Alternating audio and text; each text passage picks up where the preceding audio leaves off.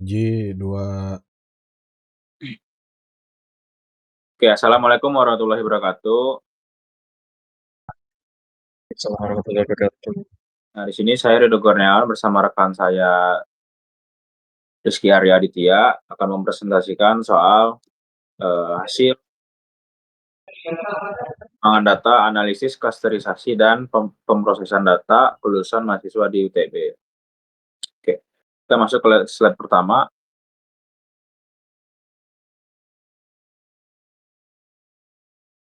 Eh,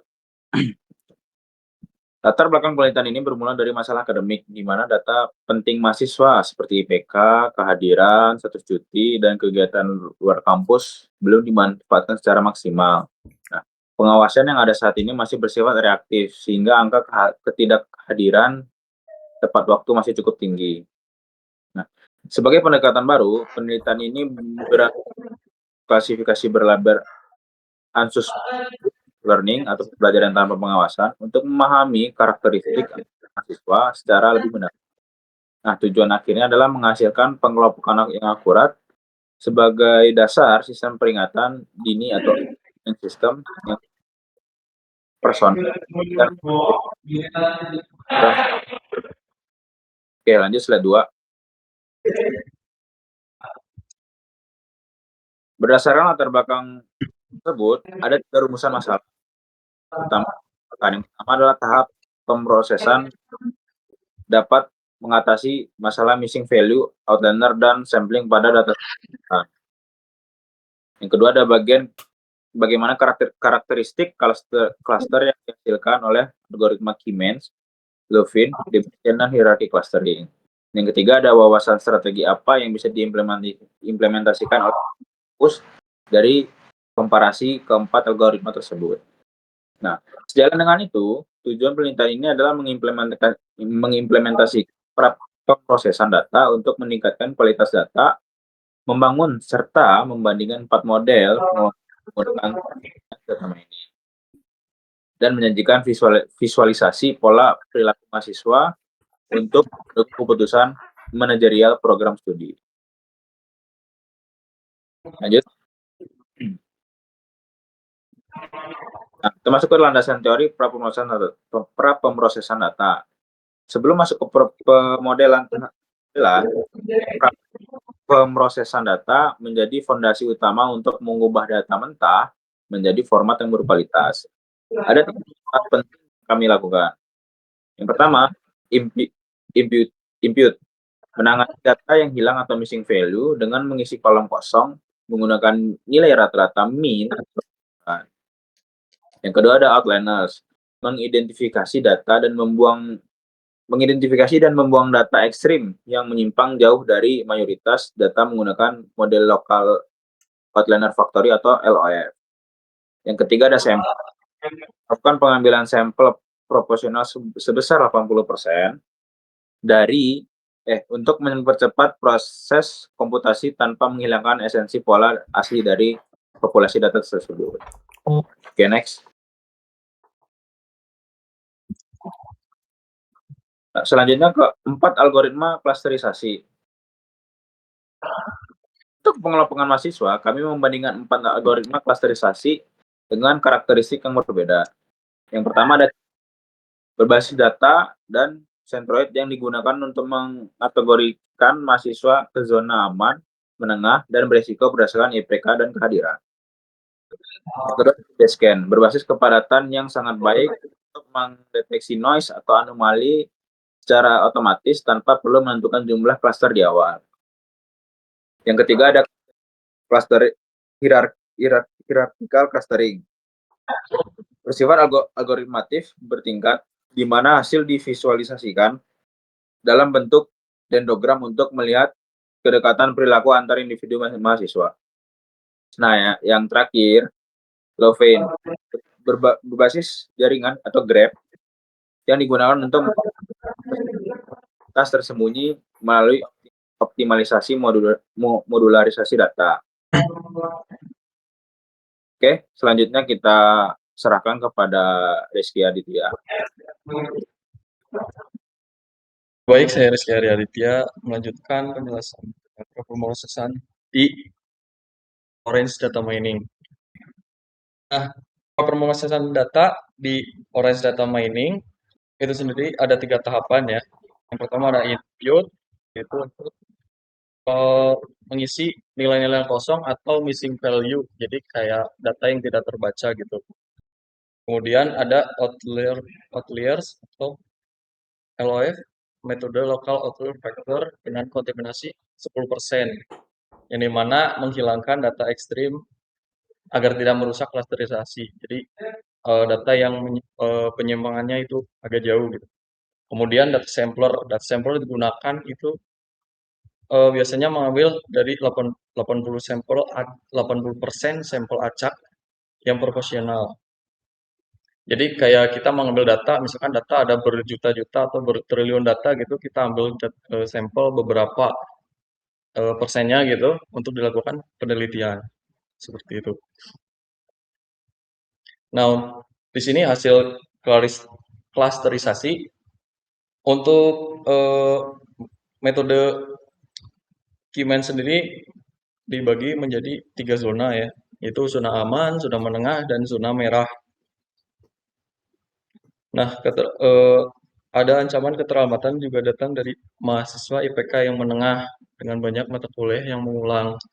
Jadi dari kasus kita itu banyak mahasiswa dari data, terutama ngambilnya dari data itu ya, eh, banyak mahasiswa yang mengulang gitu, mata kuliah. Nah, itu menjadi penyebab penyebab keterlambatan kelulusan.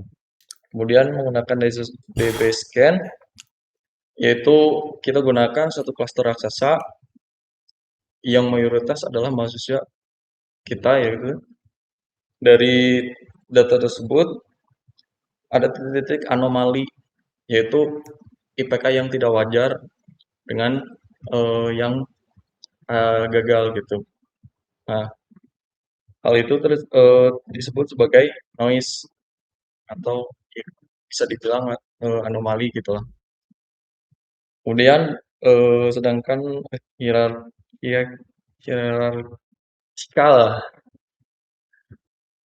Nah, dan di sini itu ditampilkan menggunakan dendrogram ya, dibuktikan dengan mahasiswa yang contohnya gitu, dengan mahasiswa yang cuti akademik berdekatan dengan kelompok yang merosot drastis. Maksudnya adalah saat ada mahasiswa yang cuti, nah itu kan berpengaruh juga nih sama eh, kecepatan, maksudnya normalnya orang lulus gitu. Jadi karena kita cuti, jadi banyak yang cuti, jadi mahasiswanya terlambat untuk lulus.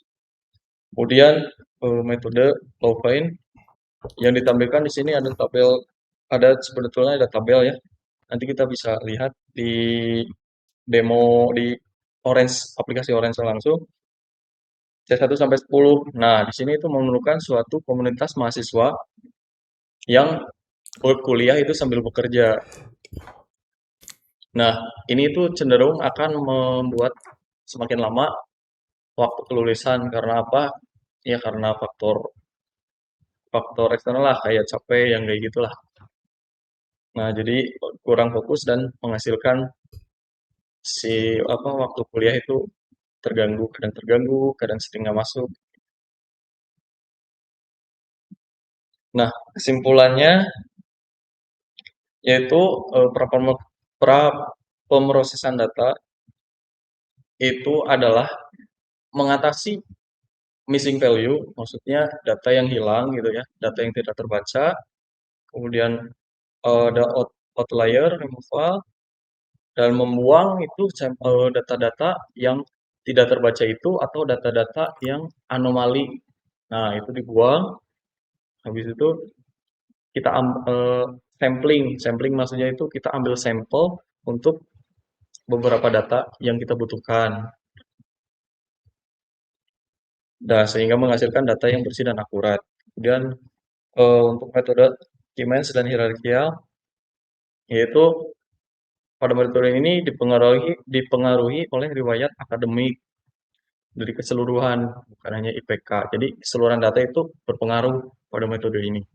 Kemudian ada pada DB-Scan sendiri itu fokusnya adalah mengidentifikasi kasus khusus outliers yang butuh perhatian tanpa mengganggu klaster utama. Jadi ada kasus eh, kan kita ambil data besar itu ya, di scan itu kan dari data yang padat yang itu. Nah, kita itu mencari data khusus data beda dari kebanyakan data tersebut. Nah, kita teliti di sana si data itu. Kemudian untuk metode yang low find itu semulanya adalah mengungkap komunitas tersembunyi. Jadi data dari sekian banyak itu kita cari nih data-data yang tersembunyi. Contohnya ini misalkan data mahasiswa yang bekerja gitu, sambil bekerja atau sambil melakukan hal lain gitu kan, atau yang sering sering bolos atau yang gimana gitu kan, yang tidak lulus mata kuliah kayak gitu. Nah, jadi ini tuh pasti akan membutuhkan waktu studi yang lebih lama, akan membuat waktu kuliah kalian itu lebih lama. Nah, mungkin sekian ya presentasi dari kelompok kita. Selanjutnya saya akan menjelaskan demonstrasi untuk bagi dari beberapa metode yang tadi dibahas ya. Sebentar. Nah, ini contoh ya. Yang pertama ada DB-Scan ya. Untuk caranya sendiri melakukan pengecekan data DB-Scan melalui Orange Data Mining adalah kita biasa persiapkan dulu file ya di sini. Nah, yang di dalamnya itu kita masukkan data di sini, data yang akan kita teliti. Nah, saya tuh udah dapat data yang saya ambil dari Kaggle yang bentuknya Excel ya di dalamnya dengan nama data kelulusan mahasiswa. Setelah di-input, kita apply ya gitu. Sepertinya agak lag karena datanya terlalu banyak.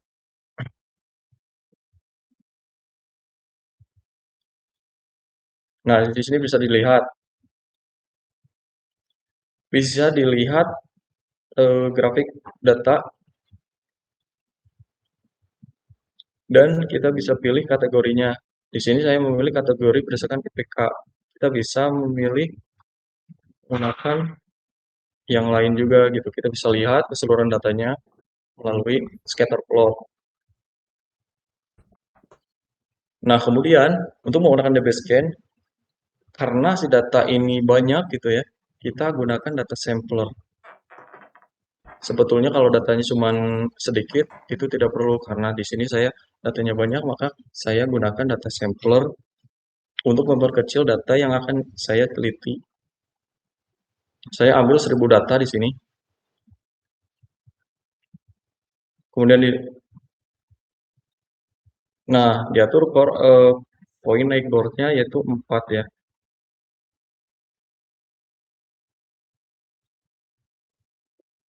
Setelah itu hasil dari DB-Scan ini kita bisa lihat di scatter melalui scatter plot. Nah, begini. Nah, di sini dibagi beberapa kelompok ya. Karena ini tinggal menyesuaikan kita mau cari kategori yang seperti apa.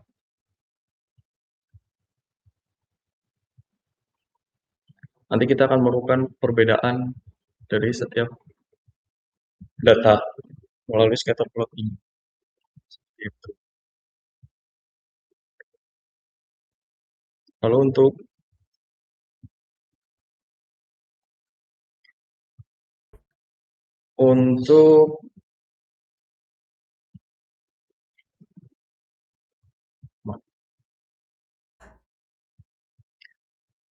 selanjutnya di sini akan saya buka yang hierarchical clustering, pembagian berdasarkan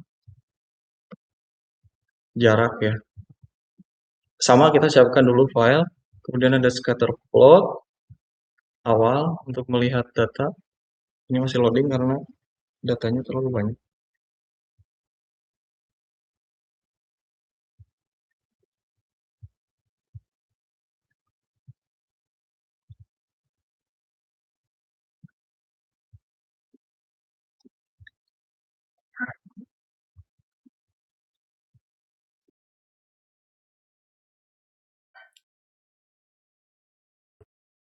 kita ambil 1000 sampel data,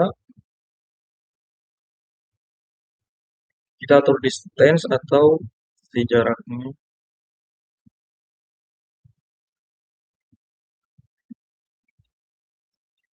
Nah, di sini bisa dilihat ini adalah bagian dari hierarchical clustering. Jadi pengelompokan yang dilakukan berdasarkan kategori tertentu. Karena saya mengambil 1000 data, maka banyak ya gitu.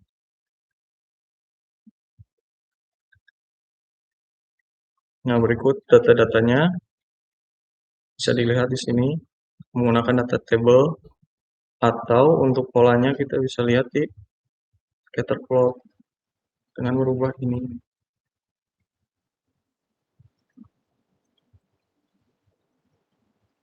Sini ditampilkan semua data yang kita butuhkan.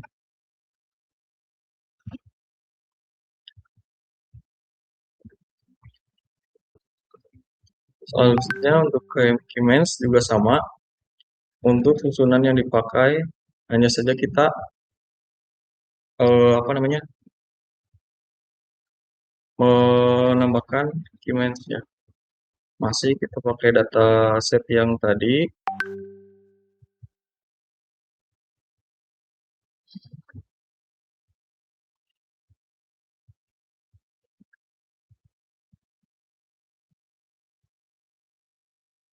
Lama ini ya karena datanya banyak makanya.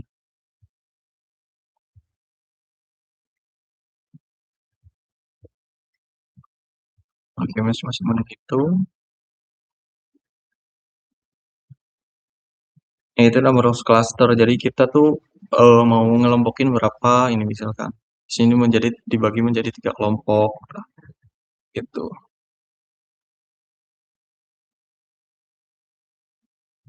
Kita bisa lihat. Nah, di sini aja ada pembagian 3 kelompok.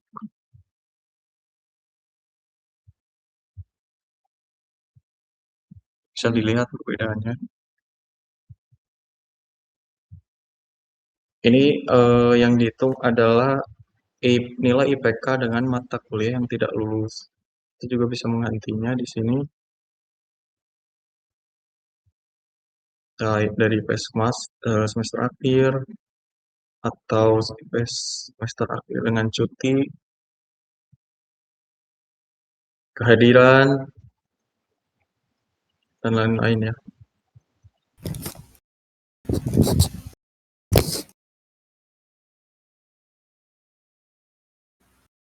Kemudian untuk low pain juga sama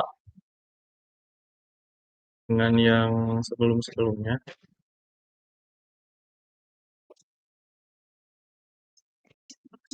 Kita melakukan bisa melihat datanya di sini.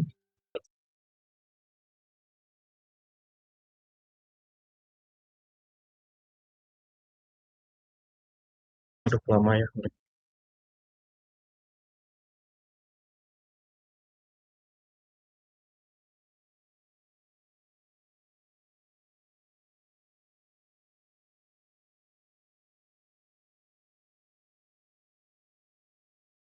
Data yang tadi kita buka, kemudian ini untuk low pain pengaturannya.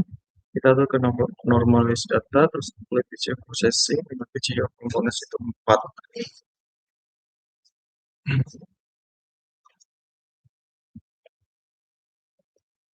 Bisa aturan solusi.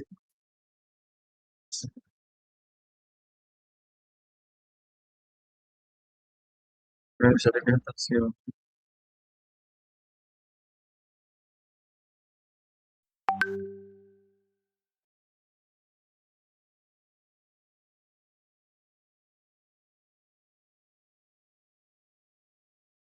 Nah, di sini berbagai macam ya polanya ya, bisa dilihat.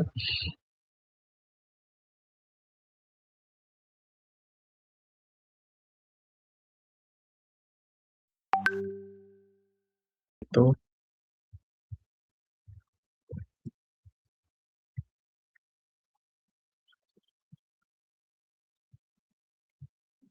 Kemudian untuk proses pre-processing seperti yang dijelaskan tadi, kurang lebih seperti ini. Saat file si dataset clue sama si data tadi di input, nah kita bisa lihat melalui tabel di sini.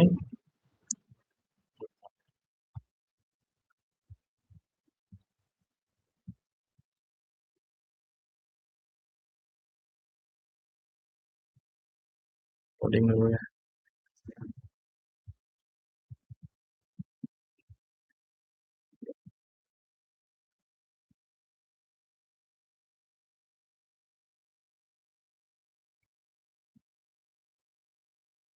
Nah, di sini biasanya kan misalkan kalau ada data yang missing value itu maksudnya gimana? Yang biasanya di sini ada tanda tanya. Jadi yang tidak terbaca oleh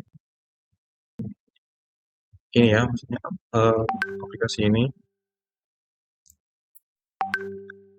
Karena ini sudah dibetulkan melalui pre-processing data ini, makanya tidak ada data yang missing atau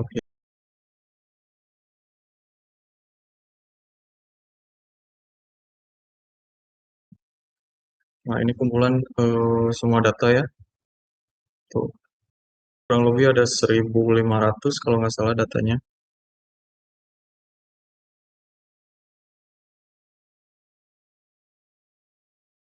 Nah, ini untuk preprosesnya. Di prosesnya kita menggunakan impute missing values dengan average rata-rata dari frekuensi. Kita atur yang average frekuensi. Kalau udah, setelah diproses data, kita bisa lihat tabel. Kalau misalkan tadi ada tanda tanya atau masih kosong, ada ininya, nggak ada nilainya pada si data tersebut, setelah diproses akan terisi.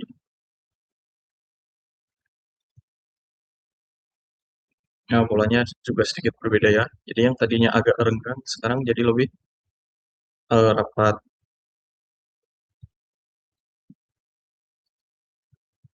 Nah, misalkan kalau untuk sampling sendiri, kita pakai data sampler.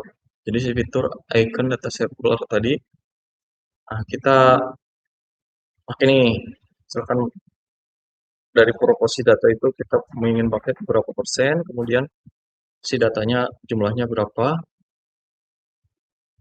baru kita sampel. Hasil sampelnya kita bisa lihat. Jadi ini adalah sampel yang sudah kita ambil dari data sampler. Jadi tidak semua data kita tampilkan. Nah, berbeda kan dari yang tadi sangat padat, sekarang lebih renggang karena datanya kita tidak semua kita ambil.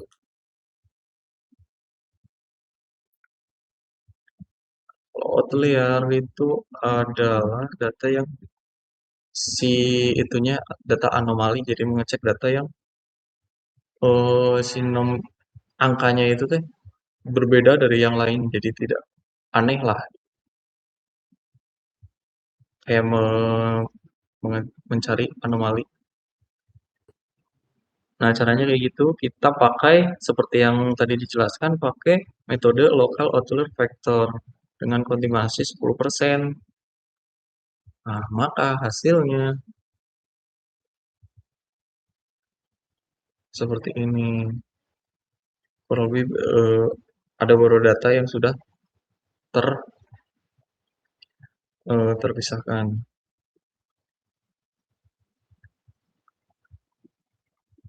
Mungkin seperti itu aja ya penjelasan dari kelompok kita mengenai analisis klasterisasi dan kelulusan dari ketepatan kelulusan mahasiswa di Universitas Teknologi Bandung. Kurang lebih seperti itu. Oke, terima kasih Sekian, terima kepada kasih. Reski Aditya. Mungkin sekian aja dari presentasi kami hasil dari penambangan data, analisis, klasterisasi, dan pemrosesan data kelulusan mahasiswa di UTB.